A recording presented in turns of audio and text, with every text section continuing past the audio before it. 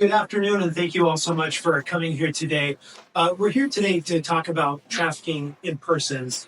And every year, the Department of State releases the Trafficking in Persons report. The report provides a comprehensive analytical assessment of 188 countries and regions across the world, including the United States. The purpose is to showcase successful efforts to prevent trafficking, identify areas where countries might be falling short and have more work to do, and ultimately to eliminate human trafficking altogether. The United States is committed to combating human trafficking because trafficking represents an attack on human rights and human freedom. It violates the universal right of every person to have autonomy over their own actions, over their own life. Today, worldwide, more than 25 million people are denied dignity, they're denied liberty, and they're denied safety due to trafficking. But what is human trafficking? It's a complicated concept. But human trafficking is a crime in which a person is compelled to perform labor, services, or commercial sex with use of force, fraud, and coercion. Human trafficking is distinct from human smuggling, which is illegally bringing people across borders. The impact of trafficking on a community is devastating.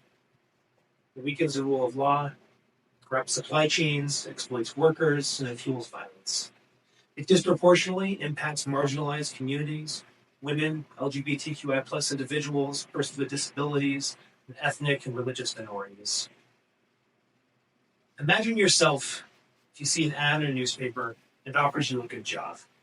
The deal looks good, the money looks right, they promise transportation, food, shelter.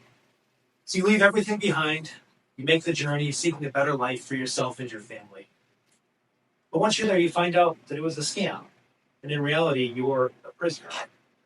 You have no escape. You have no way to communicate with the outside world. It's a horrifying thought. And I shudder to think about being in a situation like that myself, or my kids in a situation like that, or really anyone in a situation like that. That's something that no one should have to go through. And this isn't just an issue for the United States, it's an issue for all people across the world. Today, we just held a roundtable discussion with brave leaders in government, civil society, religious groups, and the private sector to learn how together we can defeat the scourge and build partnerships to end trafficking in persons. Partnerships are critical because they allow us to harness the expertise of different organizations and different people so that we can tackle trafficking in new and novel ways. One of those partnerships is with the U.S. Agency for International Development and its 5-year partnership with the Asia Foundation to implement the Pacific Regional Initiative and support for more effective counter trafficking in persons, or for short, the Pacific RISE-CTIP Program. This program is active in Papua New Guinea, Palau, Fiji, the Republic of Marshall Islands, and Tonga, and aims to combat trafficking of persons in the Pacific region by strengthening prevention, protection, and prosecution, while also establishing new partnership mechanisms. So on the day leading up to National Human Trafficking Awareness Day, which is marked around the world on January 11th, I want to share a quote by Martin Luther King Jr., who once said, "The ultimate tragedy is not the oppression and cruelty by the bad people, but the silence over that by the good people." So let's not keep silent.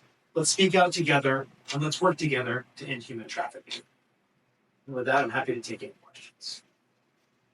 Across the country in Papua New Guinea is that this is a really serious issue.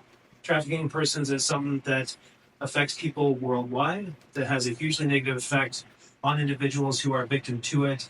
And it is essential that we all work together and find ways that we can really move forward to combat this issue so that we can work on preventing trafficking so it doesn't even happen, so people are not victim to it.